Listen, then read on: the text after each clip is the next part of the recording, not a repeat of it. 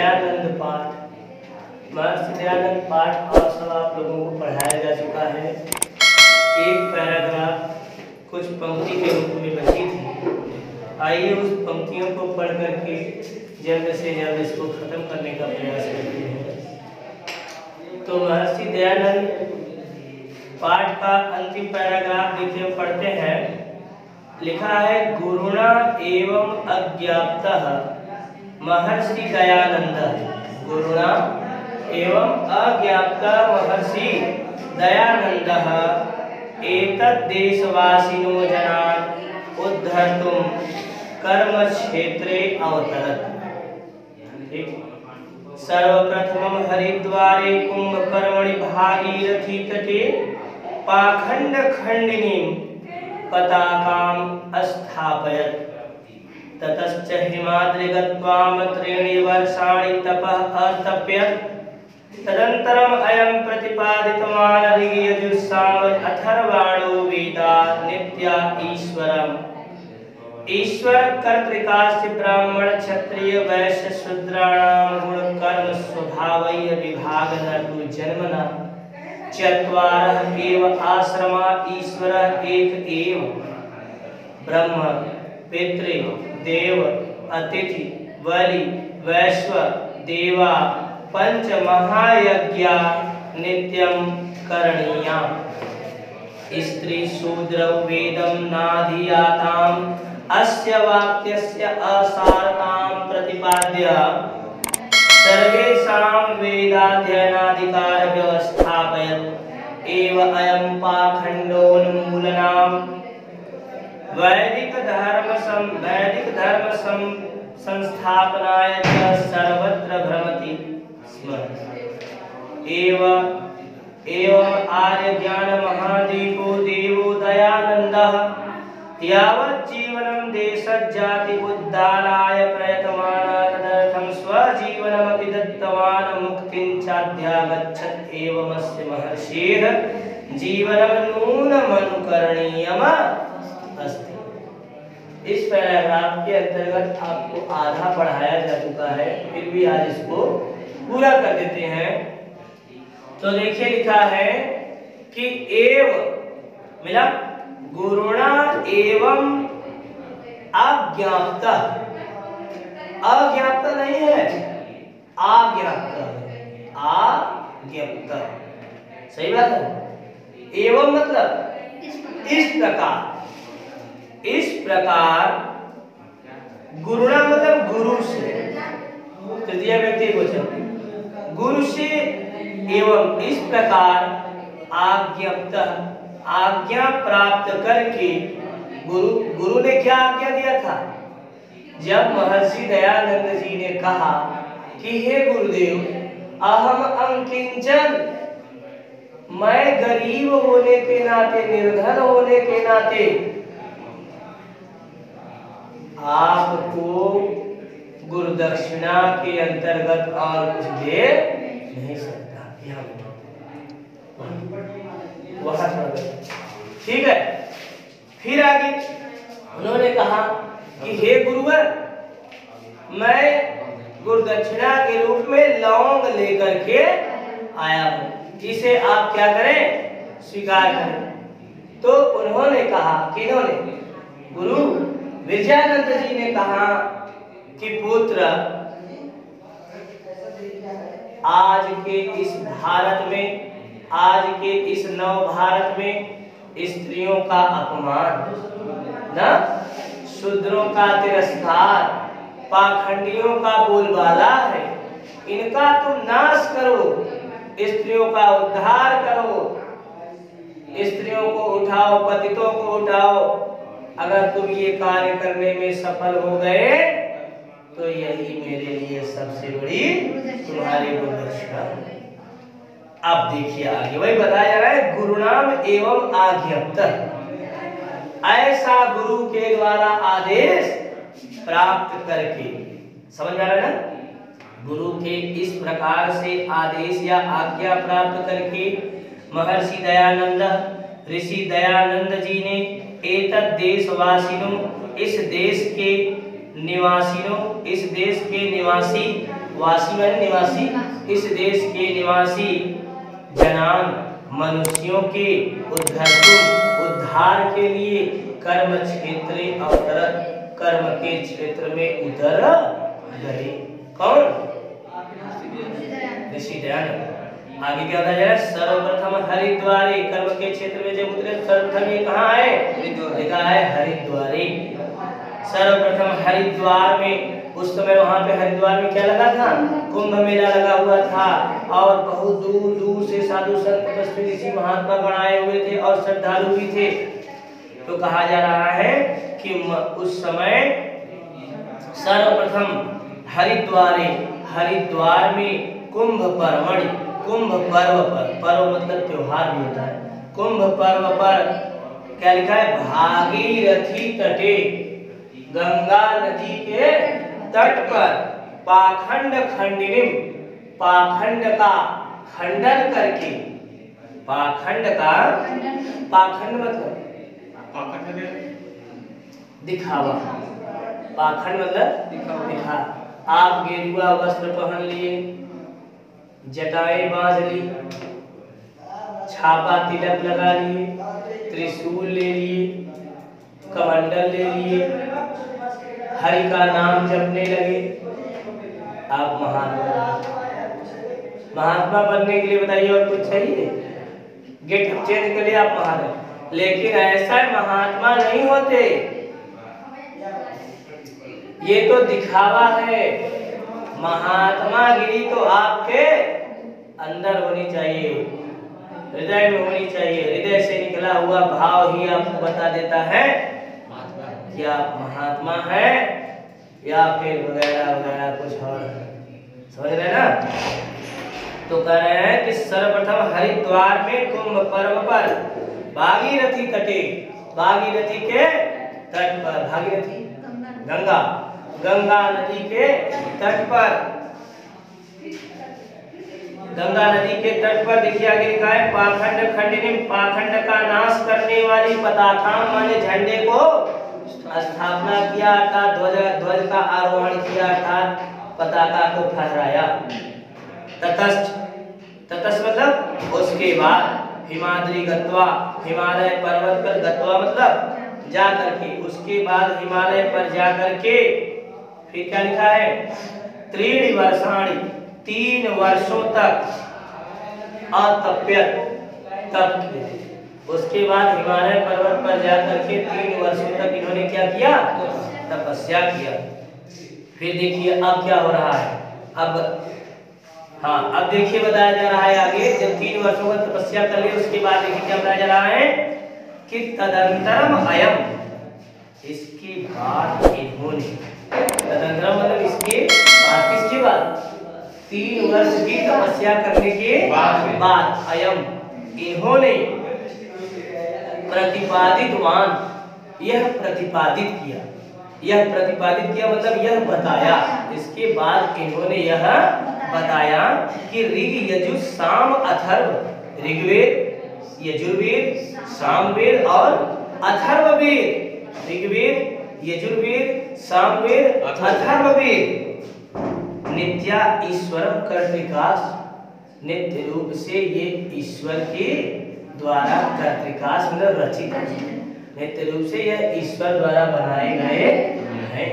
फिर आगे बताया इन्होंने, ये आगे भी बता रहे हैं क्या कि ब्राह्मण, क्षत्रिय, वैश्य, शूद्र अपने गुण और स्वभाव के कारण होते हैं, अपने गुण एवं कर्मों के कारण होते हैं, न कि जन्मना, न कि जन्म से। स्वामी दयानंद सरस्वती ने यह बताया कि ब्राह्मण, क्षत्रिय, वैश्य, शूद्र कोई जन्म से नहीं होता, बल्कि अपने कर्म, गुण और स्वभाव से होते हैं। बात समझ में आया? आप ब्राह्मण कुल में जन्म ले लीजिए, लेकिन अगर आपके पास विद्वानता, श्रेष्ठता, दया अन्य जीवों के प्रति नहीं है, तो फिर बताइए आप ब्राह्मण कैसे हैं? बात सही है नहीं? yes, sir. आप शूद्र कुल में जन्म ले लिए, लेकिन आपके कार्य में दीनता, दया, क्षमा, शील और परमार्थ की भावना है, विद्वानता है, श्रेष्ठता है, अर्थात सर्वगुण संपन्न है, सर्वधर्मेषु समभावः और वसुधैव कुटुंबकम की स्थिति आपके अंदर विराजित है। तो फिर आपको बताइए भला कौन शूद्र कर सकता? व्यक्ति अपने कर्म से शूद्र होता है, व्यक्ति अपने कर्म से महान होता है, ब्राह्मण होता है, व्यक्ति अपने अकर्मों से शूद्र घोषित किया जाता है। कहने का मतलब यह है कि व्यक्ति के कर्म ही उसके ऊपर निर्धारित करते हैं कि वो शूद्र है कि ब्राह्मण। ब्राह्मण का मतलब किसी जात परंपरा से नहीं, ब्राह्मण का मतलब विद्वान, ज्ञानी, श्रेष्ठ। रावण भी एक ब्राह्मण। आज दशहरे के उपलक्ष्य में रावण की हम बलि दे देते हैं, रावण का पुतला फूक देते हैं। वो धर्मी था ना, धर्मी था इसलिए बोलते हैं रावण धर्मी था ना। मैं आपको एक गृह कार्य देता हूँ, आप लोग मेरी बात को ध्यान सुनिएगा। आज घर पे जा करके आप लोग रावण के 10 अच्छे और 10 बुरे कर्मों को लिख के लाइए, ठीक है? रावण की 10 अच्छाइयाँ और रावण की 10 बुराइयाँ लिख के लाइएगा। मैं पूरी गारंटी देता हूँ, 10 अच्छाइयाँ आप तुरंत लिख लेंगे, बुराइयाँ खोजने में आपको थोड़ी सी टाइम लगेगी। आप देख लीजिए, आप याद करके लिख करके लाइएगा। सभी की मैं कब कॉपी चेक करूँगा, ठीक है? रावण को दशहरे के रूप में जलाया जा रहा है ना, आप घर पे जा करके सोचिएगा, तब आपको समझ में आएगा, ठीक है? तो वही ये बता रहे हैं क्या कि ब्राह्मण क्षत्रिय, हाँ ये बताएं कि ब्राह्मण, क्षत्रिय, वैश्य, शूद्र, ये दोनों, ये चारों अपने अपने कर्म और स्वभाव से घोषित किए जाते हैं, जन्म से नहीं। आगे क्या लिखा है? आगे लिखा है कि चत्वार एव आश्रमा, 4 आश्रम होते हैं। कौन कौन? कल बताए थे, ब्रह्मचर्य, गृहस्थ, वानप्रस्थ और सन्यास। व्यक्ति का जीवन पहले 100 साल का निर्धारित किया गया। कितना? 100 साल। आज के व्यक्ति तो 60 में, 70 में और थोड़ा खींच के चला दिए तो 20 में चले गए। सही बात है ना? लेकिन पहले व्यक्ति के जीवन काल को निर्धारित किया गया था। व्यक्ति 100 साल तक जीवित रहता था और उसके जीवन के कुल 4 पड़ाव बनाए गए थे। पड़ाव बोले तो रुकने के स्थान। 25 साल में व्यक्ति के जीवन को 4 भागों में विभक्त किया गया था। एक भाग कितने साल का? 25 साल। तो पहला 25 साल किसके नाम? ब्रह्मचर्य के नाम। समझ में आ रहा है? इस ब्रह्मचर्य में होता क्या था?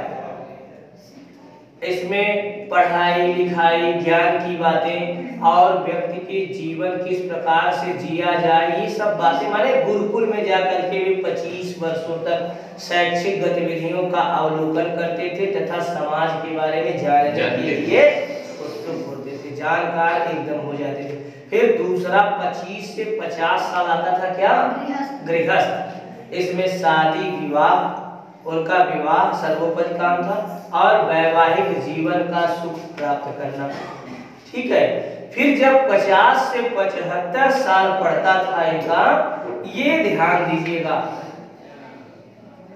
तत्व की खोज में मैंने जीवन क्यों पाया, मेरे जीवन का क्या अस्तित्व है, ये सब बातों को जानने के लिए वानप्रस्थ का रुख कर देते थे। और जब 25 साल इनको समझ में आती थी बातें, तो अगला 25 साल सन्यास, भगवान की भक्ति में लगा दिया करते थे। कबीर का एक दोहा आप लोगों को याद होगा।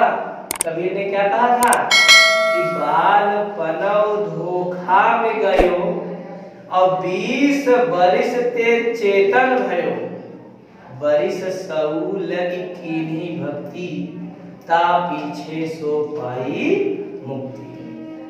संत कबीरदास जी 120 वर्ष का जन्म पाए थे और कह रहे थे, वे कहे हैं कि बचपन तो धोखा में चला गया। धोखा मतलब क्या सत्य है, क्या असत्य है, क्या अच्छा है, क्या खराब है, कौन अपना है, कौन पराया है, क्या भक्ति है, क्या नहीं है, सही गलत ये सब जानने में धोखे में ही मेरा 20 साल निकल गया।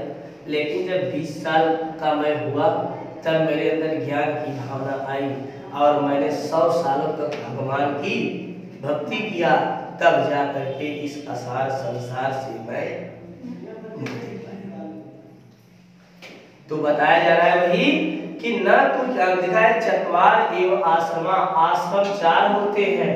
समझ में आ गया कौन कौन कौन कौन? ब्रह्मचर्य, गृहस्थ और वानप्रस्थ, सन्यास, ये 4 प्रकार के आश्रम होते हैं। ठीक, अब आगे देखते हैं। ईश्वर एक एव, ईश्वर एक है, ये बात सत्य है नहीं? ईश्वर एक है, कोई ऐसे करता है, कोई ऐसे करता है। करता किसके सामने है? ईश्वर के साथ। कोई ईश्वर कह रहा है, कोई भगवान कह रहा है, कोई राम कह रहा है, कोई अल्लाह कह रहा है, कोई यीशु कह रहा है, कोई गुरु नानक देव के नाम से गुरु का संज्ञा दे रहा है, लेकिन सबका ईश्वर वह एक ही है। बस उसके यहाँ पहुँचने के जो द्वार है सब अलग है। अब समझ आया? वही बताया जा रहा है, ईश्वर एक एवं ईश्वर एक ही है। और आगे क्या लिखा है कि ब्रह्म मिला, ब्रह्म मतलब ब्राह्मण का क्या नाम है? ब्रह्म। हाँ, ब्रह्म, पितृ, देव, अतिथि, देवातिथि, देव, अतिथि और तथा बलि वैश्वदेव, ये 5 प्रकार के महायज्ञ हैं। ये 5 प्रकार के पंच महायज्ञ, ये 5 प्रकार के महायज्ञ नित्यम करणीय, जिसे नियमित रूप से करना चाहिए। इनकी पूजा नियमित रूप से करनी चाहिए। फिर उसमें चाहे देव हो, चाहे माता पिता हो, ठीक है। फिर क्या लिखा है? अतिथि हो, सबकी पूजा माने इनका सम्मान करना। और कब? नियमित रूप से। समझ आया? आगे क्या लिखा है? स्त्री शूद्रो वेदम नाधियाता। स्त्री माने महिलाएं, औरतें और शूद्र जाति के जो व्यक्ति थे वे वेद का अध्ययन नहीं करेंगे। देखा लिखा है ना? क्या लिखा है? स्त्री और शूद्र को वेद नहीं अधियाता माने अध्ययन करना।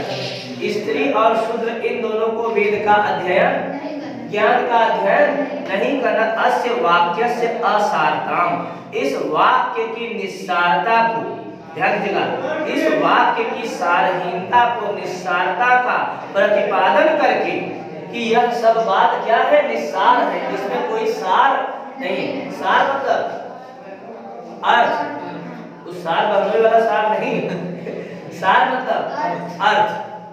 संदीप समझ में आ रहा है? कह रहे हैं कि इस वाक्य की सारहीनता का प्रतिपादन करके सभी के मन में, देखिए लिखा है ना कि सर्वेषां वेद अध्ययन अधिकारा व्यवस्थापया, सभी के मन में वेद का अध्ययन, वेद को पढ़ने की कला को इन्होंने क्या किया? स्थापित किया।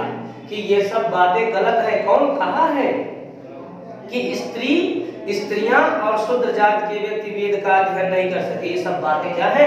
निसार है, असार है, सारहीन है, गलत है। और ऐसा कह करके कह रहे हैं सर्वेषां, सभी के हृदय में वेद के अध्ययन का अधिकार, वेद के अध्ययन के अधिकार की इन्होंने क्या किया? स्थापना किया कि सब लोग वेद का अध्ययन के अधिकारी, सब लोग वेद का अध्ययन कर सकते हैं। अब आया आगे लिखा है एव अयम पाखंडोन्मूलनाय, इस प्रकार से इन्होंने, एव मतलब इस प्रकार से, अयम मतलब इन्होंने, इस प्रकार से इन्होंने पाखंड उन्मूलनाय मिला, इस प्रकार से इन्होंने पाखंड के उन्मूलन के लिए, माने पाखंड के विनाश के लिए, पाखंड की समाप्ति के लिए वैदिक धर्म संस्थापनाएं, वैदिक धर्म पाखंड के उन्मूलन के लिए, पाखंड का नाश करने के लिए तथा वैदिक धर्म के संस्थापना के लिए सर्वत्र भ्रमण ईश्वर, ये सभी जगह भ्रमण करते रहे। इस प्रकार से इन्होंने पाखंड का नाश करने के लिए, पाखंड का उन्मूलन करने के लिए, पाखंड को जड़ से मिटाने के लिए और वैदिक धर्म की पुनः स्थापना के लिए ये दर बदर भटकते रहे, जगह जगह घूमते। अब समझ में आया? आगे क्या लिखा है?